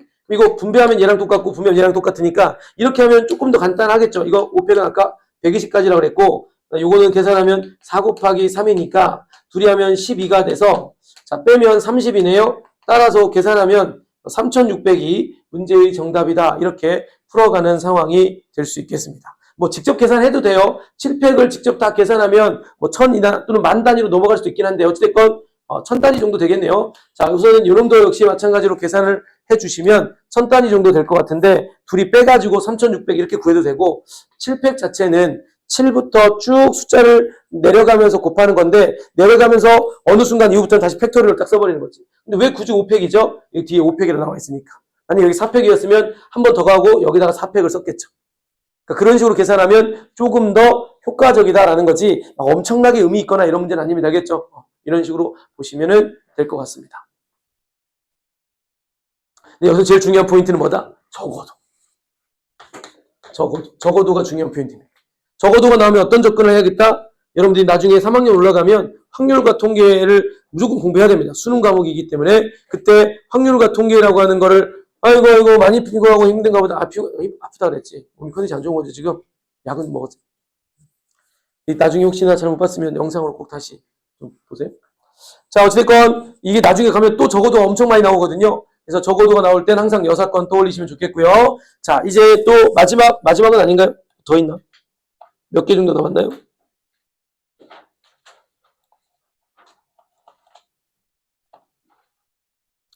몇 개가 더 남았냐? 유형. 2개 더 남았어요? 자, 2개 더 보겠습니다. 빨리 한번 해볼게요. 그래서 오늘 숙제는 순열까지고요. 금요일까지 나가서 제가 조합까지 해서 경우수를 아예 끝내버릴 거예요. 그래서 아마 다음 주에 행렬은 한 번이면 또 끝날 수도 있을 것 같아요. 행렬은 더 쉽거든요, 행렬은. 그래서 다음 주 중까지 해가지고 아마도 이제 앞에 있는 것까지 질문을 받으면서 첫 시간에도 공통 일정 부분 아마 그 다음 주 금요일 정도는 첫 시간에도 공통 일을 해서 그때부터 시작해서 2월 말까지 해서는 공통 일을 집중해가지고 끝낼 거고요. 그렇다고 공통 일만 하는 건 아니고 일일 테스트는 계속 공통 일을 볼 겁니다. 일일 테스트는 보면서 그 일일 테스트 보면서 앞에서부터 그 일일 테스트 자체는 시험지 작년은 말고 재작년 시험지를 가지고 계속 일일 테스트를 내면 그거 이제 자습 시간 때 틀린 거 계속 고치면서 질문 받으시면 될 것 같아요. 알겠죠? 자, 그 다음 볼게요. 근데 그러면 윤서가 공통일을 듣지 않고 있구나. 윤서가 혹시 공통이 지금 아예 하나도 안 하니? 그래? 그러면은 뒷타임 할 때는 같이 그냥 그 정규수 할 때 들어도 됩니다. 자, 6개의 숫자 0부터 5까지 있는데요. 서로 다른 3개의 숫자를 사용해서 세 자리, 아까 이거 좀 전에 제가 개념 정리할 때 예를 들면서 말했다, 그지? 0이 들어. 대충 어떤 상황인지 딱 느낌이 왔어요, 여기까지는. 그런데 조건이 또 붙었어요. 적어도 한쪽 끝에, 그럼 좀 문제는 더 쉬워질 수도 있을 것 같은데, 적어도 한쪽 끝에 짝수가 온다는 말은 이거의 반대의 의미는 어떤 겁니까? 라고 하면은 세 자리 잔수 만들 거기 때문에 적어도 한쪽 끝에 짝수라는 건 양쪽 끝 100의 자리와 1의 자리에는 어떤 숫자가 오도록 홀수가 오도록. 그럼 우리는 여기서 이제 뭘 구해야 되겠냐면 자동적으로 전체 경우를 구해야 되겠습니다. 선생님 전체 경우는 어떻게 구할 건데요? 이 세 자리에서 0이라고 하는 숫자는 오면 안 되니까 1부터 5까지 중에서 5개가 오고요. 자, 그 다음 이 예를 들어서 5개 중에 하나를 썼어. 그럼 남은 거 몇 개? 이 5개 중에서 여기 2개 선택을 하고 나열하면 되는 거니까 뭐라고 쓰면 될까? OPE 이렇게 써버리면 된다는. 그러면 여기서는 어떤 가지가 될 거냐? 5 곱하기 4니까 얼마가 되겠어요? 100 이렇게 된다고요. 이게 전체 경우수입니다. 근데 반대의 경우수는 여기 보시면 홀수가 누구입니까? 봤더니 홀수는 여기서는 1과 3과 5야. 그럼 양 끝에 홀수가 와야 되니까 1, 3, 5 3개 중에서 양 끝에 2개의 홀수를 써야 되니까 2개를 선택을 하고 여기다 나열하는 거니 뭐라고 쓰면 될까요? 3P 2가지라고 쓰시면 되겠고, 그러면 선생님 이렇게 해서 예를 들어서 여기 양쪽에 썼다고 치면 남아있는 거 몇 개가 있습니까? 홀수 1개와 짝수 3개에서 총 4개가 남았는데 요 자리에는 뭐 또 홀수가 와도 되고 짝수가 상관없으니까 조건이 따로 없잖아. 그럼 여기 올 수 있는 건 4가지가 있으니 여기다 4를 곱하시고 요놈들 계산하면 이거 아까 3 곱하기 2니까 6 곱하기 4니까 24에서 둘이 빼면 최종적인 정답은 76가지가 문제의 자연수 개수다 라고 이렇게 쓰면 되겠습니다. 자, 어떤 느낌인지 이해되셨죠? 자연수 개수를 이런 식으로 앞에서 썼던 세 번째 유형에 썼던 것처럼 이게 짬뽕한 거야. 그냥 이렇게 짬뽕된 문제들이 다양하고 많을 거라서 사실은 이제 나중에 가면 더 여러 개 풀어봐야 되겠지만 지금은 체계를 잡아야 됩니다. 순열에 관련된 문제 유형에 어떠한 것들을 가지고 문제를 만드는지 그 만드는 기초적인 요소들을 제가 유형별로 접근을 설명해드렸고 이제 마지막 한 개 남았죠? 한 개인가요? 마지막 한 개 남았습니다. 그리고 제가 3월부터 어떻게 하는지 좀 그거 일정 좀 잠깐 말씀 좀 드릴게요. 689번입니다.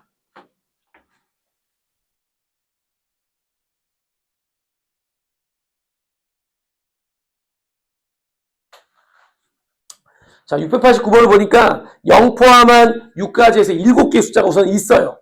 근데 그것들 중에서 내가 4개를 가져와서 4자리 자연수를 만들 건데 그 만들어지는 4자리 자연수가 4,500보다 큰 수 이렇게 물어봤어. 이거 쉽지? 왜?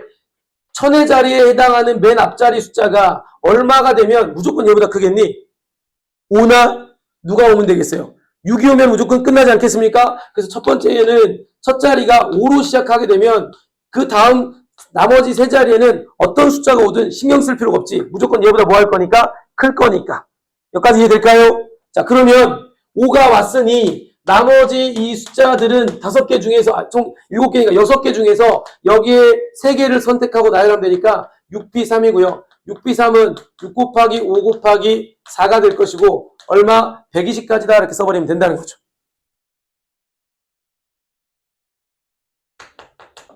그다음 두 번째는 6이 와도 무조건 크지. 4,500보다는 무조건 크지 않겠습니까? 6,000대로 시작하는데 그러면 요거 어떻게 되는 거예요? 역시 6이 왔습니다. 6이 왔다라는 거는 6 빼고 남은 몇 개? 6개를 가지고 3개를 선택한 다음에 여기다 나열하면 무조건 숫자가 만들어지면서 걔네는 4,500보다 큽니다. 그럼 얘도 마찬가지로 120까지가 있겠습니다. 그 다음에 이제 1000의 자리 숫자를 이제 4로 가볼게요. 자, 1000의 자리가 4라면 100의 자리가 중요하겠네. 1000자리는 똑같으니까. 여기는 100의 자리가 5로 시작하니까 만약에 여기 있는 숫자가 100의 자리를 6으로 시작해버린다면 4600으로 시작하는 거니까 4500보다 무조건 크지 않겠습니까? 그러면 4하고 6이 써졌고요. 남는 5개 숫자 중에 2개를 선택하고 나열만 하면 무조건 다 4500보다 큰 거네.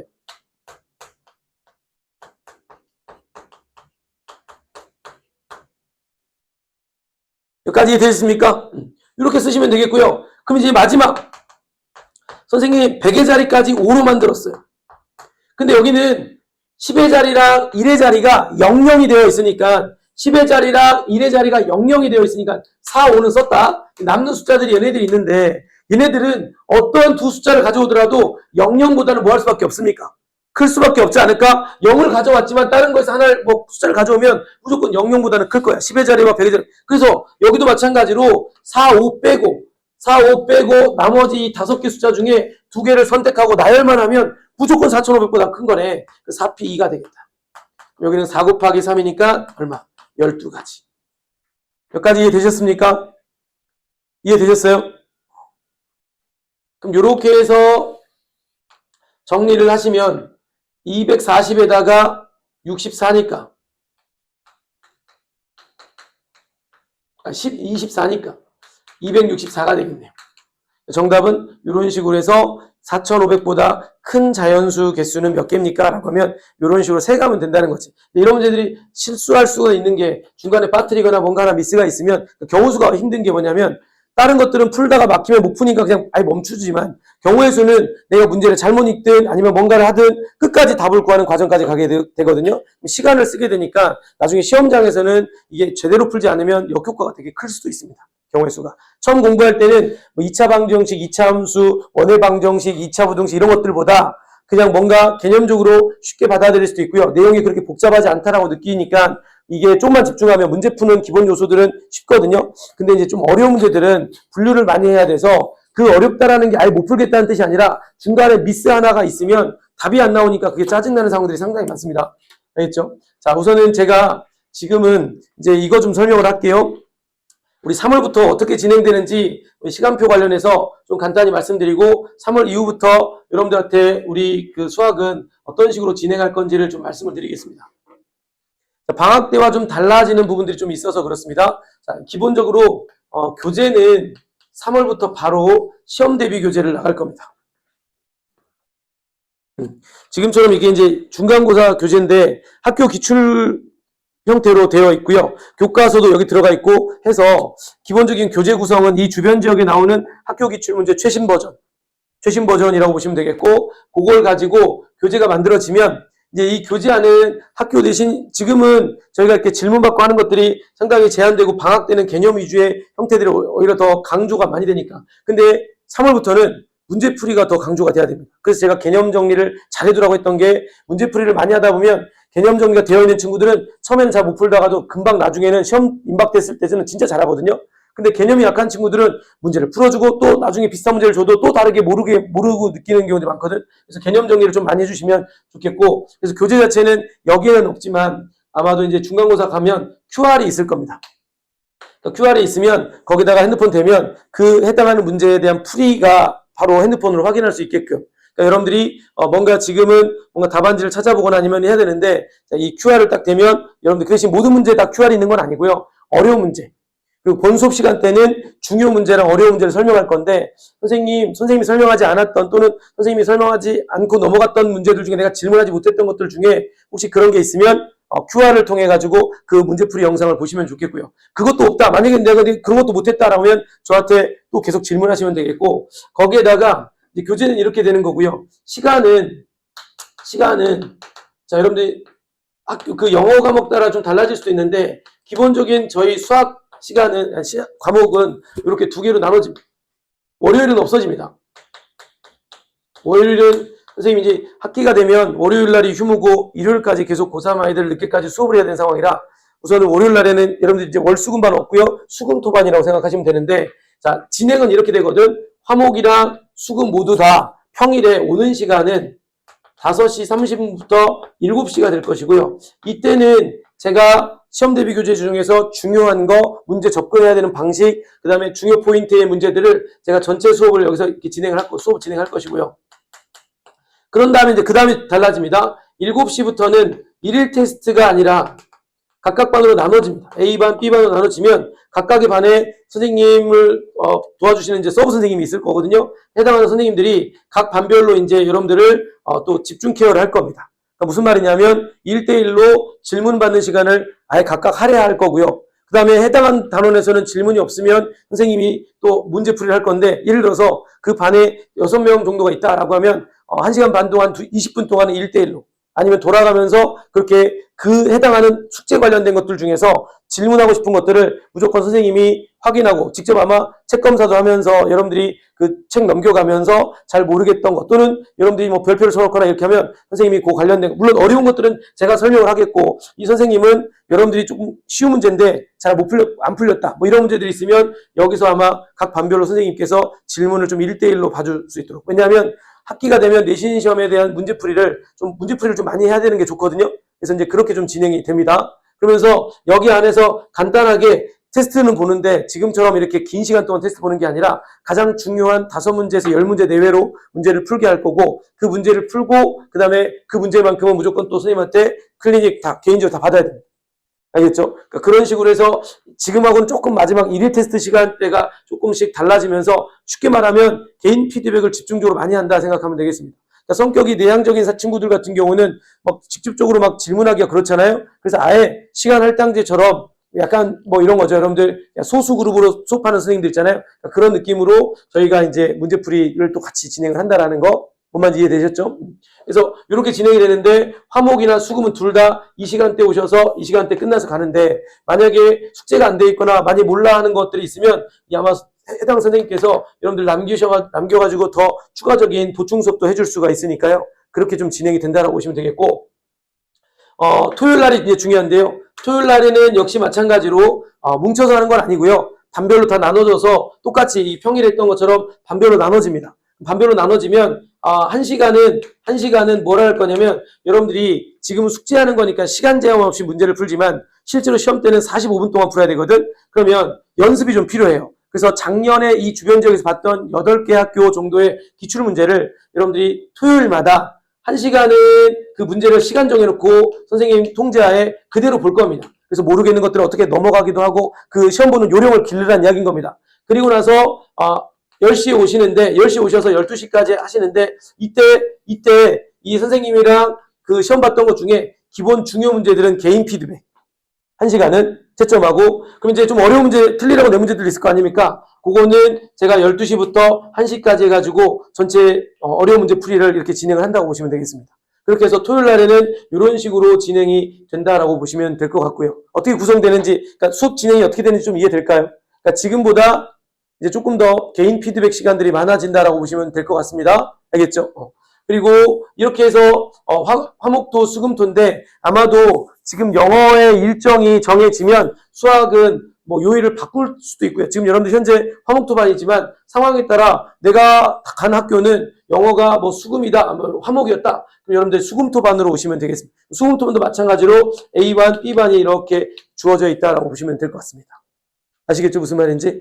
그런 식으로 해서 우선은 3월부터는 개인 피드백을 많이 할 수 있도록 할 거고, 또 문제를 여러분들이 혼자 공부할 때도 뭔가 풀이 과정, 이게 학교 기출 문제들이기 때문에 풀이 과정이 없어요, 거의. 그러니까 직접 풀어야 되는 거거든요. 그거를 미리 영상 작업을 해가지고 QR로 인식해 놓으면 여러분들이 사진만, 핸드폰만 대면 풀이 영상들을 확인할 수 있도록 그렇게 조금 접근성을 효과적으로 하려고 그렇게 조금 교재 세팅이 될 거거든요. 그래서 그런 식으로 이제 3월부터 시작하는데, 한 가지 더 중요한 거, 2월 28일까지는 정상적으로 진행을 하고요. 그 다음 우리 설날 연휴 일요일부터 수요일까지는 그냥 휴강입니다. 알겠죠? 일요일부터 일, 월, 화, 수까지는 설날 연휴 있잖아. 그 빨간 날 되어 있는 날, 그때는 휴강이라고 보시면 되겠고, 1월 28일까지는 그대로 정상 수업입니다. 1월 28일 정상 수업이고요. 자, 3월 1일부터 3월 3일까지는 선생님도 방학 기간에 쉬지 않고 계속 일을 해서 이때는 저희 수학은 휴강입니다. 그래서 이제 3월 시간표 적용되는 거는 3월 4일 수요일부터라고 보시면 될 것 같습니다. 만약에 여러분들 학교는 아마 3월 2일 화요일부터 가는 걸로 알고 있는데 어떤 학교들은 3월 4일 날 가는 학교들도 있고 하는 것 같던데, 어찌됐건 3월 3일 화요일이 첫 시작이 아니라 3월 4일 수요일부터니까, 만약에 내가 화목반이다라고 하면 3월 5일 목요일부터 이제 오신다고 생각하시면 되겠습니다. 무슨 말인지 이해되셨을까요? 시간표. 그래서 어찌됐건 제일 중요한 건 고등과정에서 1학기 중간고사 중요하거든요. 여러분 성적이 거기서 1등급이 나와준다면, 물론 여기서 아직 1등급까지 가기 어려운 상황의 학생들도 있고 하지만 최소 개인적으로는 저는 무조건 2등급은 다 맞추려고 노력을 할 거고, 상황에 따라서는 제가 10시에 남아서도 계속 질문을 받습니다. 그래서 항상 모감이나 막 도래울처리 먼 데까지 제가 직접 차 태워서 이렇게 가기도 하는데, 어찌됐건 중요한 거는 여러분들이 그 가기 전까지 2월 전까지는 개념을 다시 한번 곱셈공식 틈날 때마다 계속 봐주세요. 곱셈공식, 변형식, 인수분해, 그 다음에 항등식, 나머지 정리, 내용이 뭐였더라? 아니면 이 교재 보면서 다시 한번 좀 훑어보세요. 그러니까 자습 시간 때 앞에서부터 다시 한번 좀 복습도 좀 해주시기 바랍니다. 그러면 나중에 3월에 갔을 때 우리 교재 안에서 특정 학교들은 거의 우리 교재 안에서 거의 그대로 되거든요. 뭐 저기 고양일고나 저기 봉일천고나 도래울, 성사, 저기 능곡, 서정 이런 좀 쉽게 내는 학교들 같은 경우는 거의 비슷하게 나옵니다. 화정도 거의 비슷하게 나오긴 하는데, 화정은 그 어렵게 내는 문제가 좀 많이 조금 차이가 있긴 하지만, 근데 그것들은 다 준비를 또 따로 해요. 모의고사 준비를. 근데 그 학교들 같은 경우는 뭐 무언도 마찬가지고요. 거의 우리 교재를 진짜 집중해서 잘 보면 돼. 근데 우리 교재가 아까도 말했던 것처럼 기출 문제를 가지고 만든 거다 보니까 시중 문제처럼 쉽고 어려운 거 몇 개가 아니야. 중간 어렵고가 좀 많아요. 중간. 그러다 보니까 피드백 받을 시간이 많이 필요하거든. 그러다 보니까 선생님이 그 아까 이 시간대 일태 위주의 그냥 풀고 그냥 채점하고 이게 아니라 여러분들이 그 교재에서 푼 것들을 확인하고 계속 진행해 가는 상황입니다. 무슨 말인지 이해되셨죠? 그래서 그것들에 대한 중심으로 첫 번째도 두 번째도 여러분 봐봐, 나중에 중간고사 때 성적이 막 너무 안 나올 수도 있거든. 어떤 경우가 또 있냐면 아까 말했던 것처럼 늘 열심히 풀긴 풀고 막 했는데 시간 재놓고 푼 학생들이 없는 경우들이 많아. 근데 갑자기 내가 8번쯤에 푸는데 계산이 안 돼가지고 막혀서 그거 푸느라고 시간을 너무 많이 보내면 뒤에 있는 걸 못 푸는 상황이 생길 수밖에 없거든. 실제로 생각보다 시간이 진짜 짧아요. 그러니까 50점 못 넘는 상황이 생겨. 그러면 방학 때 이렇게 열심히 했는데 억울하잖아. 공부 그렇게 열심히 했는데. 그러면 진짜로 성적이 곤두박질 수도 있기 때문에 그래서 토요일마다 이걸 진행하는 겁니다. 시험 범위에 해당하는 실제 시간 정해놓고 문제 풀고 왜냐면 우리 진도 지금 다 나갔잖아. 물론 못 푸는 문제 많이 있겠지만 기본 요소들은 그 개인 피드백하는 선생님한테 질문 받고 어려운 것만 제가 집중적으로 설명을 하신다고 보시면 됩니다. 물론 상황에 따라 제가 개인 피드백도 많이 합니다. 그래서 그런 식으로 좀 진행을 해가서 어찌됐건 무조건 최소입니다. 중간고사 때 2등급은 받자. 목표해야 돼요. 정신 바짝 차리고. 할 수 있습니다. 제가 자신할 수 있어요. 제가 말했던 대로 개념 완벽하게 숙지하면 2등급을 못 맞출래야 못 맞출 수가 없어요. 근데 1등급은 좀 다를 수 있어요. 1등급은 말 그대로 30등 안에 들어야 되는데 생각보다 반에서 3등 안에 들어야 되거든요. 수학으로. 근데 그게 그렇게 쉽지는 않을 수 있어요. 왜냐? 나보다 잘해 보이는 학생들이 진짜 많아 보이거든요. 근데 나중에 시험 결과 보면 1등급 받을 수 있어요. 열심히 하면 진짜 다 그렇게 해봤거든요. 그러니까 여러분들이 제일 중요한 건 남은 2월 달 동안은 개념 다시 한번 쭉 훑어보시고 진행된 진도만 딱 끝끝에 쫓아가지 말고 앞에 했던 것들 복습, 개념, 노트 쭉 틈날 때마다 노트가 너덜너덜해질 정도로 많이 봐주세요. 2차 방정식, 2차 함수. 알겠죠? 그래서 그렇게 좀 열심히 해주셨으면 좋겠고 자, 오늘 수업은 우선 첫 시간 여기고 이쪽으로 이동해 주시기 바랍니다.